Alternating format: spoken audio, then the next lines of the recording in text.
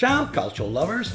Week 2 in Serie A saw Ronaldo go scoreless again, but Juve win their home opener, a furious Napoli comeback, and an Inter blown lead, while on the continent a blatant hand goal denies Man City a victory and shows the world why soccer needs VAR.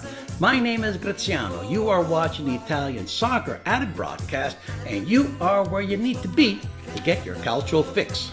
Andiamo!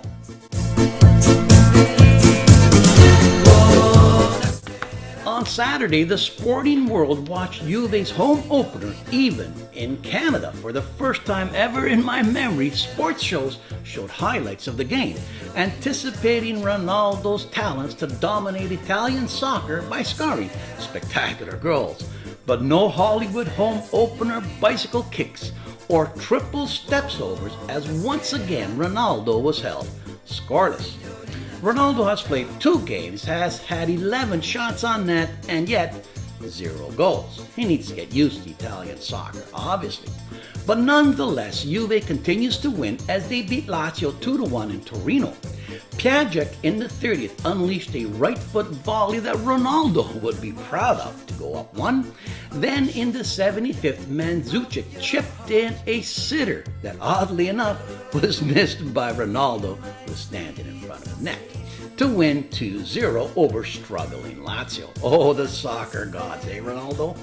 But next week, Juve plays a newly promoted Parma, and with Ronaldo under pressure to score, will be fed by his teammates, and he could explode. I'm saying he's going to get 3 next week. As for Lazio, they have now lost 2 in a row and could only muster 2 shots on net. Of note was Lazio superstar Milinkovic-Savic, who had a forgettable day, giving away more passes than he completed. So much for Tito's 160 million euro evaluation of the Savage, eh? AC Milan's first game of the year was one to forget.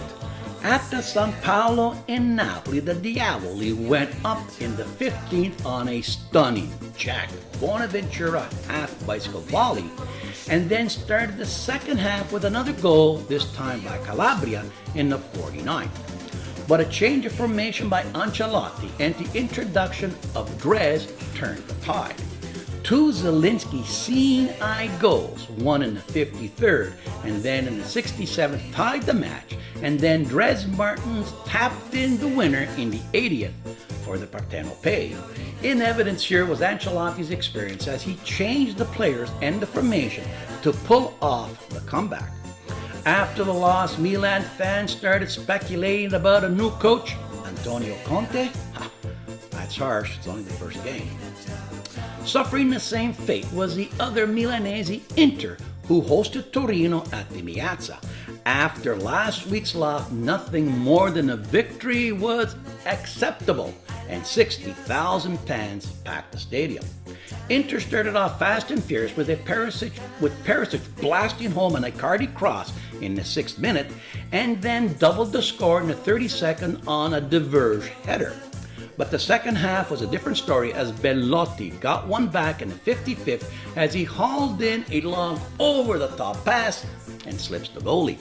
Then Mieti, an emerging midfielder, equalized in the 68th, sending home the 60,000 fans shaking their heads. Can you believe it that with only 1 point in their first 2 matches, Spalletti has a poorer record than De Boer? As a matter of fact, they haven't started so badly since 1983. In Florence, fielding the youngest team in Serie A, Fiorentina got goals from all their superstars, 2 from Benassi and 1 each from Chiesa and Simeone to rout Chievo 6-1. Other scores saw Genoa beat Empoli 2-1 on goals from Piatek and Kumane. Udine got a DePaul goal to beat Sampdoria 1-0. Frosinone and Bologna played to an uninspiring 0-0 draw, and Spal made it 2 in a row, beating Parma 1-0 thanks to an Antenucci stunner. This Monday, Roma welcomes their Bestia Nera Atalanta to the Olimpico. My goal of the week comes from Spal's Antenucci, a Ronaldo-like side foot volley. Nice. Buonasera, buonasera signorina, buonasera, signorina, ciao, ciao. All right, it's Hannibal time. Let's take a look what's happening in Europe. In Spain, Barcelona traveled to Valladolid, where they played the game in a cow pasture. Literally, the field was that bad, but got a Dembele goal to win 1-0, while Real Madrid traveled to Andalusia's Girone, where Bale scored again to give them a 4-1 victory. Without Ronaldo, Bale and Benzema are on fire. En France, the big boys of PSG, Neymar, Cavani and Aymar all scored to give them 3 victories in a row.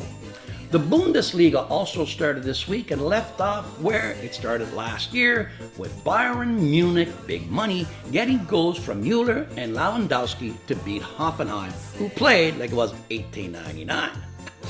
In the EPL, Liverpool got a Salah goal and outstanding goaltender from Alisson to beat Brighton 1-0. To stay perfect, also perfect were Chelsea, who beat Newcastle 2-1. Arsenal got their first victory of the year, beating West Ham 3-1. But the big story was City being held at Wolverhampton 1-1 thanks to a handball goal and too many reffing controversies. The EPL badly needs VAR. A couple more games like this one and the fans will be screaming for it. The soccer world's fascination with everything Ronaldo continues to dominate Italy's media coverage. Did you know that Ronaldo has been featured on the front pages of Italian newspapers for 46 consecutive days?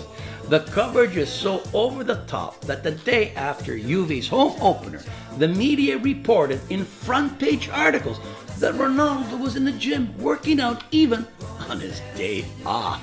Wow, that's news. Did you know that Ronaldo is so popular that he has over 200 million social media followers? That's outstanding, seeing that I have 0. Did you know that there is an up-and-coming possible Italian version of Ronaldo? Italian youngster Pietro Pellegrini, whom Genoa sold to Monaco last year for 30 million, became the youngest player to score in League One at the age of 17. Hopefully he's another Totti. Time will tell. That's it for this week. Push that subscribe button so you get all my latest videos, and tell your soccer-loving friends where to find me at the Italian Soccer Addict Broadcast on YouTube. A presto! Temptation.